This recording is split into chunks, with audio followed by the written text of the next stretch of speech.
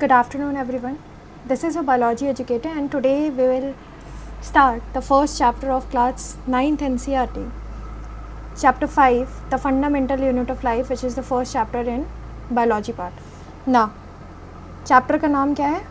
Fundamental unit of life. Now, what do you mean by fundamental? Fundamental एक तरीके से क्या होता है? That means it is very basic, है ना? इसके बगैर आगे आप लाइफ के बारे में सोच भी नहीं सकते. ये आपका क्या है? एक तरीके का बेस है. For example, if this is a room, right, this is a room and I have to make this room, I have to construct this room, then what I have to do? I have to take one brick and add water, cement to it so that एक पूरा room बनेगा, है ना. एक एक brick से मैंने क्या बनाया है? इस रूम को बनाया है. नाउ अगर ये रूम मुझे खड़ा करना है, उसके लिए एक ब्रिक की ज़रूरत है, यानी ब्रिक क्या हो गया? एक तरीके से उसके स्ट्रक्चर में भी हेल्प करेगा. एंड दूसरा, इसके बगैर जो रूम है वो सही से फंक्शन भी नहीं कर पाएगा, यानी बिना इस ब्रिक के क्या हो जाएगा? आप रूम को खड़ा ही नहीं कर सकते. That means it is the base of the room is this brick. In the same way about life, if we are talking about, that means the base of the life is cell. Everything start with cell.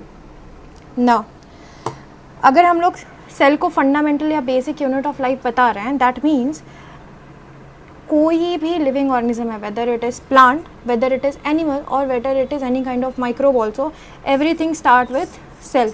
यानी अगर किसी भी living organism की बात करें तो उसका structural और फंक्शनल यूनिट भी क्या हो जाएगा?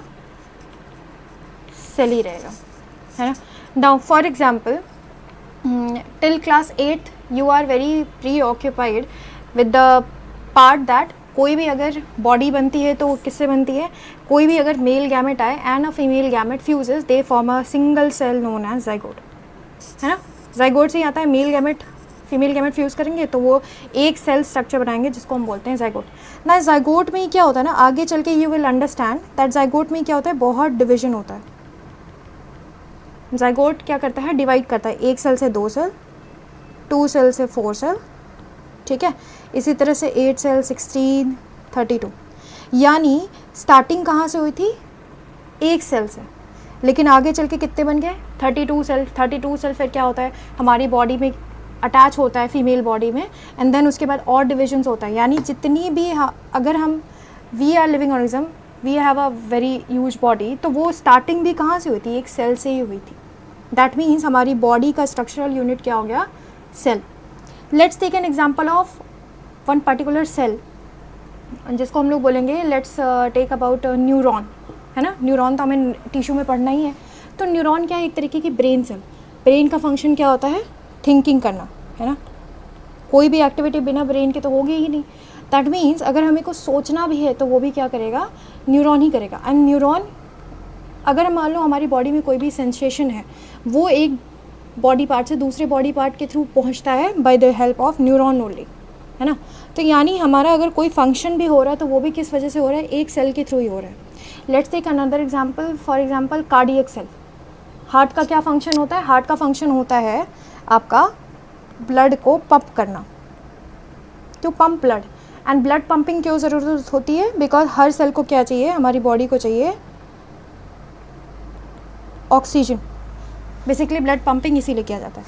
नाउ फॉर एग्जांपल, अगर हार्ट का ये फंक्शन है कि उसे ऑक्सीजन पूरी बॉडी में पहुंचाना है, तो हार्ट का कौन सा पार्ट ऐसा करेगा? हार्ट का अगर बात करें, हार्ट टिश्यू करेगी. हार्ट तो एक ऑर्गन है ना. ऑर्गन छोटे पार्ट से बनता है जिसको हम टिश्यू बोलते हैं. टिश्यू का भी एक सिंगल सेल कहलाएगा heart tissue, heart cell, sorry. यानी हार्ट का जो बेसिक फंक्शन है वो भी कौन कर रहा है? सेल. यानी हमारी बॉडी में जितनी भी एक्टिविटीज़ हो रही है वो कौन करता है? आपकी सेल ही करती है. That is why cell is known as the structural and functional unit of life. Now सबसे पहले सेल की डिस्कवरी किसने की थी? तो सेल की डिस्कवरी की थी आपके एक साइंटिस्ट ने, रॉबर्ट हुक. रॉबर्ट हुक ने क्या किया था? उन्होंने एक basic microscope, not this one, this is a compound microscope, a very simple microscope he took, and उसमें क्या रखा था? कॉर्क सेल को देखा था.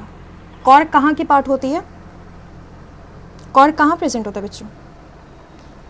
कॉर्क आपकी प्रेजेंट होती है पेड़ की छाल में, which is known as bark. And as we know that bark is a dead part of the plant. जैसे अगर मान लो ये ट्री है, तो ट्री का ये जो आउटर पार्ट है ना, ट्री का जो ये आउटर पार्ट है, उसी को हम क्या बोलते हैं, बार्क. इस बार्क में आपकी सेल्स होती हैं जिसको हम बोलते हैं कॉर्क. और ये कॉर्क क्या होती है, डेड सेल्स होती हैं. तो रॉबर्ट हुक ने ना एक्चुअली में क्या किया था, कॉर्क सेल से आपकी पहली बार सेल की डिस्कवरी की थी. एंड ये जो सेल्स थे ना, कॉर्क सेल, ये आपके बहुत ही जैसे मधुमक्खी की छत्ते. It has been written that honeycomb like structure was found like this. Let me draw the structure. ऐसे बहुत छोटे छोटे सेल से मिलके बने थे. अब ये देखो कितने छोटे छोटे हैं, है ना. नाउ ये क्योंकि इतना ज़्यादा छोटा था स्पेस, तो इसको इन्होंने बोल दिया सेलुला और little room, because it is very small in nature. And the cell, and पहली बार because Robert Hooke discovered it, so it was, you have to remember the year also, it is 1665. Now the question arises, what are living organisms made of? Of course they are made up of cells only, as we have discussed till date. Now अब इसमें एक NCERT में ना एक activity दी हुई है. जब भी आप NCERT की बुक खोलेंगे तो हर एक पेज पे एक्टिविटी आपको मिलेगी ही मिलेगी. तो आपको एक्टिविटी को एक बार रीड करना है, और उसके बाद जो भी आपका कंक्लूजन निकलता है, you will write it down, what did you understood from the activity given below. Now